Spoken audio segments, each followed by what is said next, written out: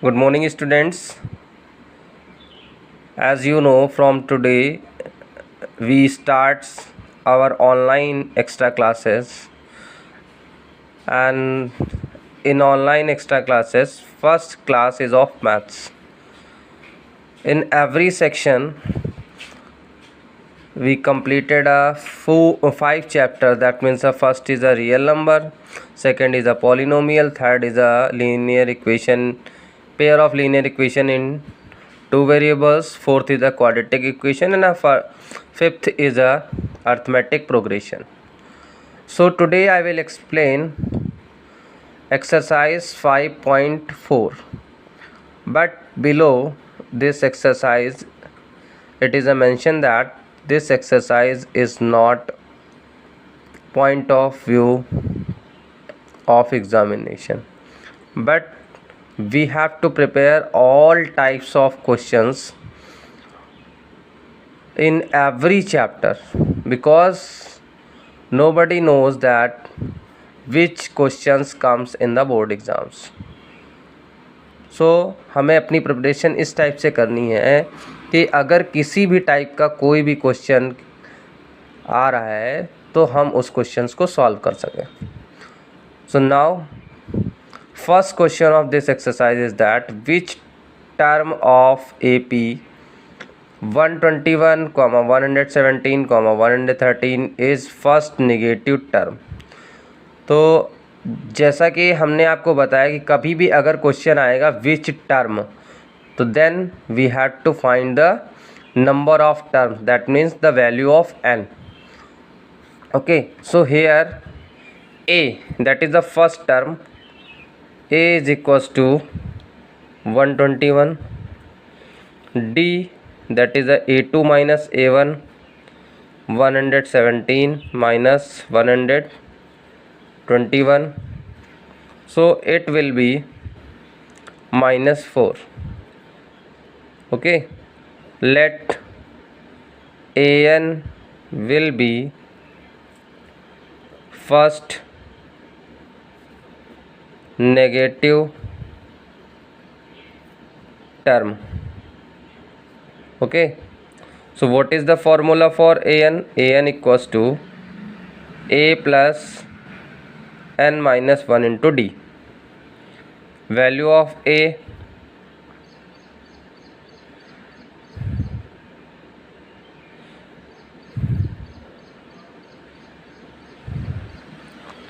(121) plus n we have to find, and d is a -4. So from here 121 plus 4 minus 4n means it will be 125 minus 4n. For negative term,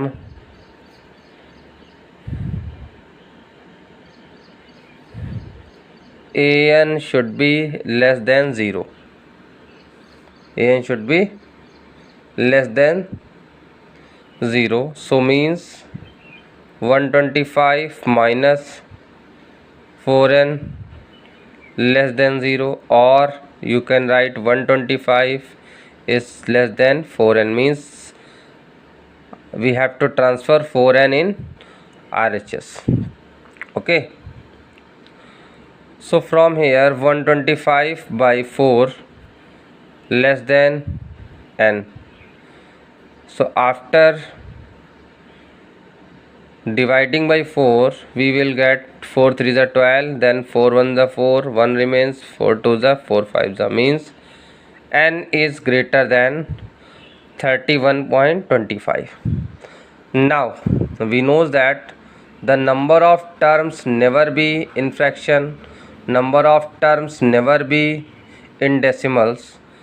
So after 31.25 next whole number will be 32. So therefore n equals to 32, means we can write 32th term will be first negative term. Okay, समझ में आ गया question? क्या था कि हमें ये find out करना था कि इस AP का कौन सा टर्म पहला नेगेटिव टर्म होगा। तो हमने क्या किया, A राइट कर लिया, D क्या होता है A2 - A1 वो निकाल लिया, -4 आ गया। फिर हमने AN फाइंड आउट कर लिया क्योंकि हमने माना कि our nth term is a negative term, but condition is negative term, so means the value of nth term should be less than 0. Okay, so an less than 0, and after putting the value I got n greater or equals to 31.25. We know that the value of n is great always be as a whole number. Okay, so therefore n will be 32, or we can say that 32th term will be first negative term. So the second question of this exercise is that the sum of third and seventh term of an AP is 6 and their product is 8. Find the sum of first 16 term of an AP.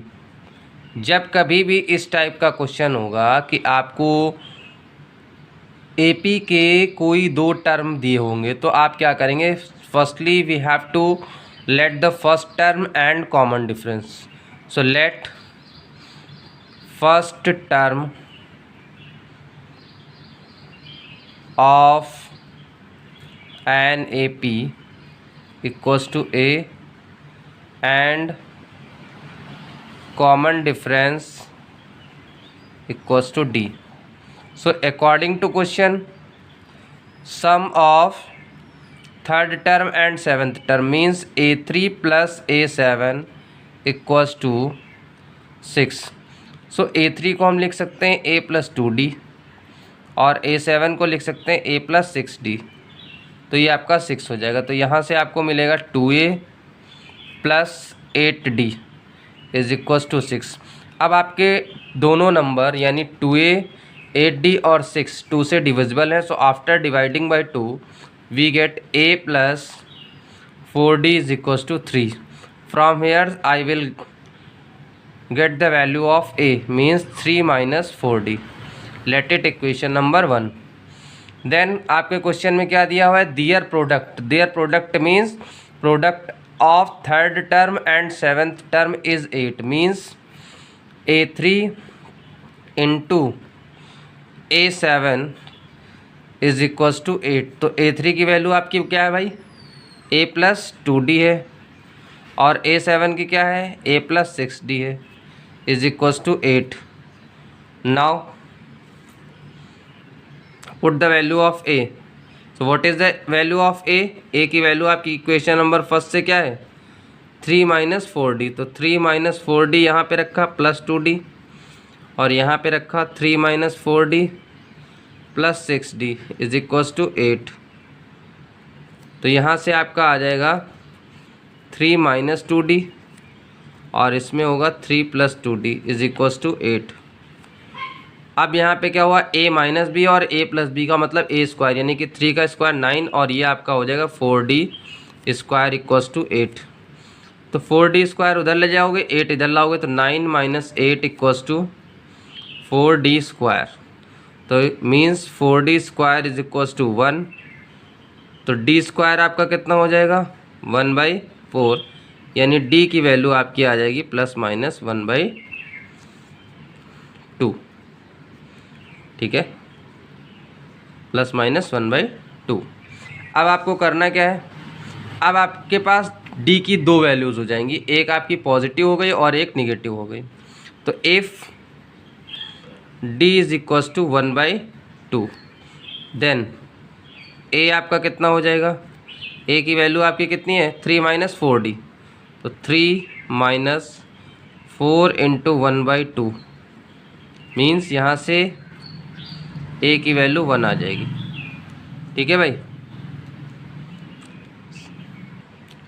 अब आपका A 1 है और D 1/2 है और आपको चाहिए 16 term का सम।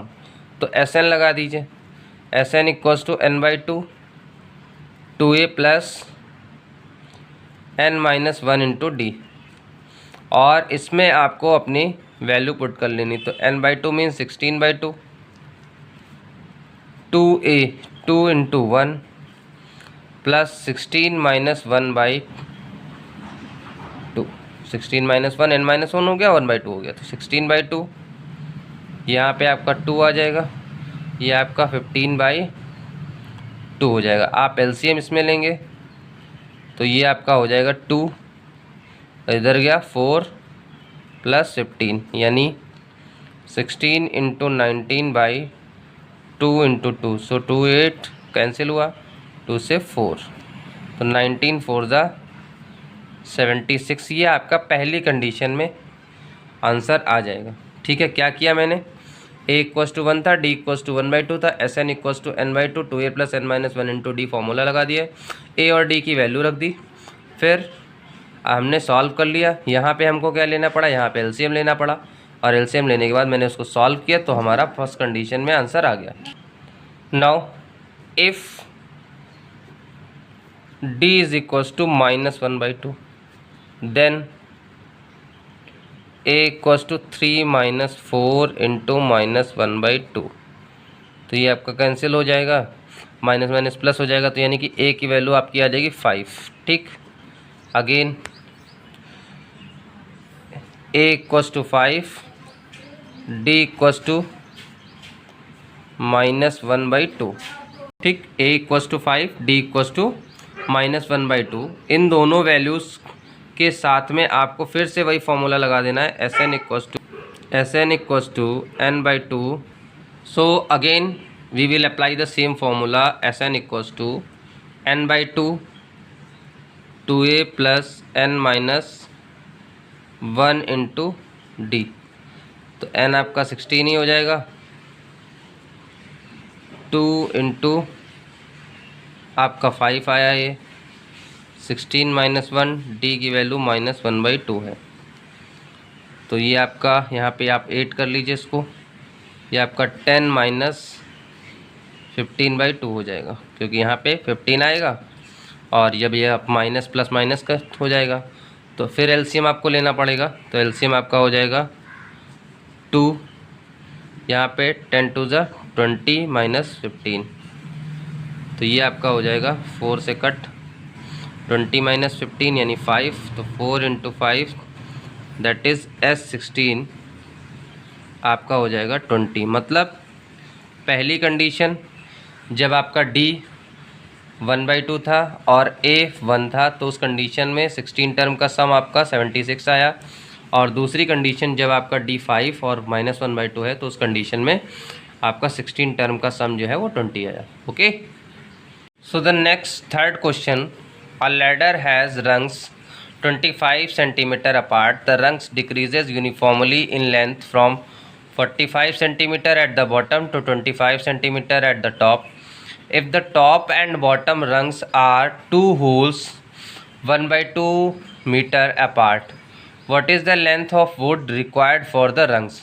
Means ये आपको एक डायग्राम दे रखा है।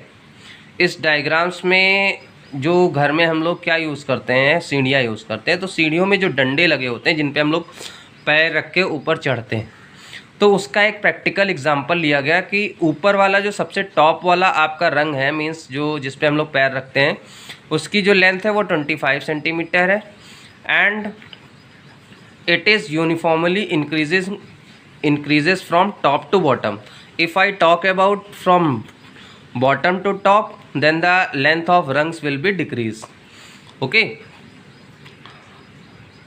टॉप की लेंथ है 25 और बॉटम की कितनी है 45, and the distance between two successive rungs is 25। Total length between top and bottom of rungs is 2 wholes 1/2 metre. तो यहाँ पे अगर हम देखने जाएं तो सबसे पहले हम क्या फाइंड आउट करेंगे कि टॉप से और बॉटम से लेकर टोटल कितने रंग्स हैं। तो यहाँ पे टोटल लेंथ हमारी कितनी है, from top to bottom 2 wholes 1/2 metre, and the distance between two successive rungs is 25। So firstly I will find the total number of rungs. So total rungs equals to, अब समझो, all distances except distance between top and bottom rung is given in centimeter. So firstly I will convert this distance in centimeter. So 2 holes 1 by 2 means 2.5 meter and 1 meter equals to 100 centimeter. So 2.5 equals to 250 centimeter. So total rungs आपके कितने हो जाएंगे 255 and the distance between two successive is 25 upon 25 plus 1. क्यों 1 कर रहे हैं? क्योंकि जो लास्ट वाला है या ऊपर वाला है उसको हम काउंट नहीं कर रहे हैं. हम पहला यहाँ पे आ गया, फिर देन नेक्स्ट यहाँ पे आ गया, फिर आगे इस तरीके से काउंट होगा. तो यहाँ से 25 टेंजा प्लस ये आपका 11 आ गया. ओके, तो टोटल रंग्स आपके कितने आ गए 11 आ गए. ये आपकी क्या हो जाएगी n हो जाएगी. तो n इक्वल्स टू आपका हो गया 11. ए आपका हो गया 25. ठीक है. an आपका कितना हो गया 45 यानी लास्ट आपका हो गया. ये आपके सिर्फ क्या है सेंटीमीटर में. So required length of wood is equals to, formula क्या लगा देंगे Sn equals to n/2 a plus an लगा दो. So I will apply which formula Sn equals to n/2. Why we are using n/2 a plus an? Because here the number of terms is given and first term and last term is given. So put the values. n/2 n कितना है 11 है by 2. a आपका 25 हो गया और an कितना हो गया 45. इनको जब आप ऐड करोगे तो ऐड करने पे आएगा 11/2 और ये आपका आ जाएगा 70. इसको आपको कट कर देना है. जब आप इसको कट करोगे तो यहाँ पे 35 आएगा. तो 11 इंटू 35 जब आप मल्टीप्लाई करोगे तो then you will get 385 centimetre. So therefore total length of wood is equals to 385 centimetre. बहुत अच्छा क्वेश्चन था. क्या था, एक आपको लैडर दे रखा था. लैडर का मतलब जिस पे हम लोग चढ़ते हैं, ठीक, और उसमें जो रैंक्स बने थे जिन पे हम लोग पैर रखते हैं उनकी लेंथ गिवन थी. और दो जो रंग्स हैं the distance between two successive rungs was given and total distance between top and bottom rungs is given. So firstly I calculated the total rungs from top to bottom. How can we calculate? We have to divide the total length by length between two successive rung plus 1. Why we are adding a 1? Because हम लोग क्या कर रहे हैं to successive rungs के बीच की distance को divide कर रहे हैं टोटल. तो उसमें ऊपर वाला आपका काउंट नहीं होगा या नीचे वाला काउंट नहीं होता है, इसलिए 1 हम लोग ऐड कर रहे हैं.